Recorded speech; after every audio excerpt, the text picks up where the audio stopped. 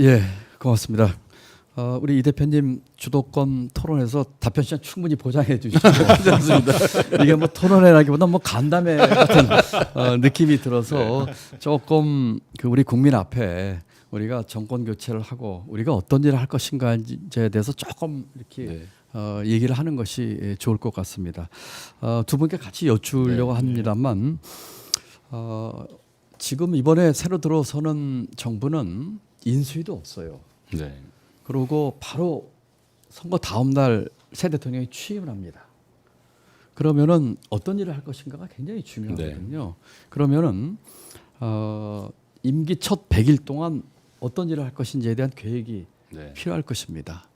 저는 정부에서 그 같은 일을 여러 차례 경험을 해봤는데 우리 이재명 후보님 같으면은 이 가장 중요한 임기 100일 동안 해야 할 일에 우선순위를 매긴다면 1번, 2번은 어떤 게 들어가면 좋으실 것 같습니까? 뭐 사실 지금 단계도 이미 상당 정도 준비는 하고 있어요. 이게 인수위가 없기 때문에 곧바로 준비를 집행을 해야 되고 지금 뭐 순서를 딱 정해놓은 건 아닌데 제일 중요한 건 아마 한미 통상 문제 협상을 하는 거겠죠. 또 한 가지는 저는 지금 당장 우리 민생이 너무 어렵다. 그런 측면에서 국내 내수 진작을 위한 긴급 조치를 좀 해야 되지 않겠냐. 뭐 그런 생각하고 있습니다. 네, 우리 김경수 후보님도 짧게 제가 이 문제는 좀 여러 개 같이 한번 의논하고 싶으니까 우리 김경수 후보님도 짧게 답변하기 어려운 질문이지.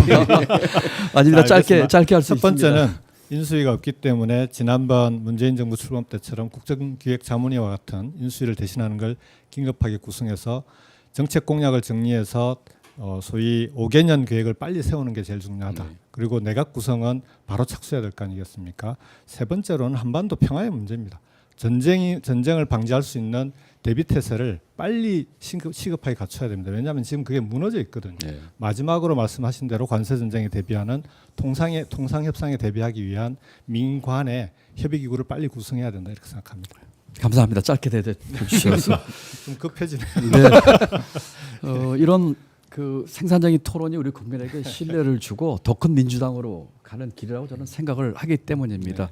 그 맞습니다. 이 경제 문제가 가장 중요하기 때문에 저 같으면은 저는 경제 워룸 같은 거를 만들어서 대통령이 주재하는 이 비상경제 대책회를 만들까 생각을 하고 있습니다. 경제가 가장 급한 거 아니겠습니까? 자, 경제 문제에 대해서 우리 이재명 후보님께 여쭙겠습니다. 그렇다면은 그 경제에 있어서는 과연 어떤 일을 만약에 그 대통령 지시로 마치 트럼프의 행정명령처럼 경제 문제에 있어서 대통령 지시로 또는 정부가 가장 먼저 해야 할 조치로는 어떤 걸 생각하고 계신지. 그래서 아까 궁금합니다. 말씀드린 것처럼 뭐 딱 1번, 2번 이렇게 정해놓은 건 아니고 일단은 사실은 경제 의논 팀을 만드는 게 제일 중요할 것 같아요. 지금 국정이라고 하는 거를 즉시 아무렇게나 지시를 한다고 해도 쉽지가 않고 지시를 하기 위한 시스템을 만드는 게 중요하겠죠.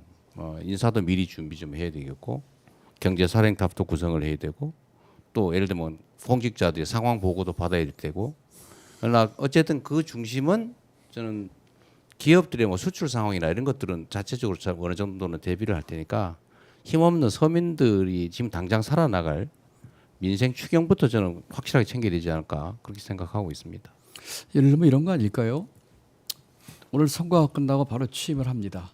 그때 이제 그 뭘 해야 될지를 팀을 만들어서 그 의논을 하면 전 좀 늦을 것 같아요. 그렇기 때문에 취임 100일 후에 할 일들에 대해서 인수위만큼은 아니어도 우선순위에 따라서 준비를 해놓고 바로 뭐 예를 들면은 취임한 대통령 첫날 첫 행보부터가 굉장히 상징적이지 않겠습니까? 예를 들면은 자 나는 감세를 동결하겠다. 또는 트럼프와 통화해서 상호 이익 동맹으로서 지금 관세 유예 나하고 바로 만나자.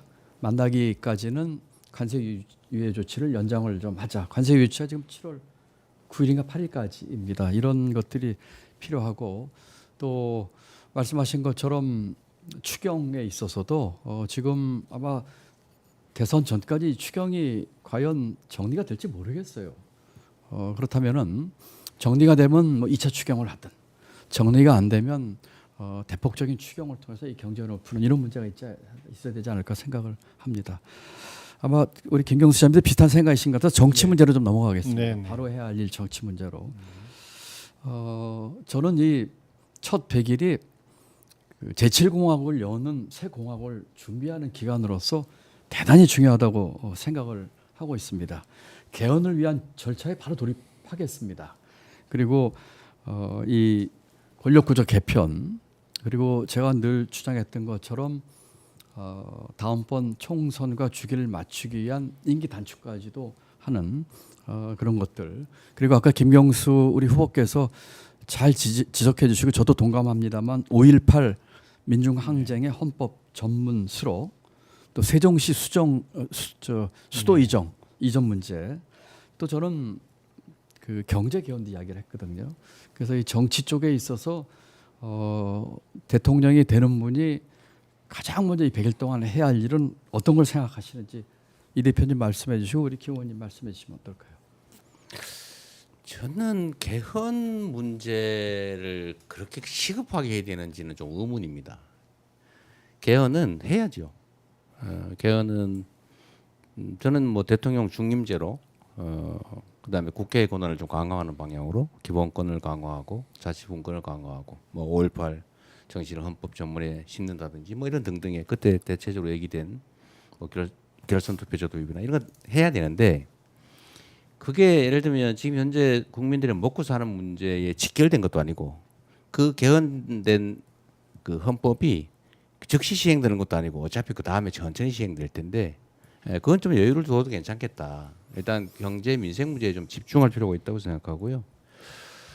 정치적 영역에서 해야 될 일이라면 당연히 사실은 국회 그 중에서도 야당하고 많이 만나야 되지 않을까요? 물론 뭐 국회가 우리 민주당이 다수당이기 때문에 뭐 업무 효율성이 있긴 하겠지만 지금 우리가 극복해야 될 가장 큰 과제가 이 국민들 사이의 분열상 이걸 극복하는 거예요. 소위 통합이 가장 큰 과제인데 그러려면 야당이든 아니면 전문가든 뭐 국민들과 토론 시간을 많이 가져야 되겠죠. 알겠습니다.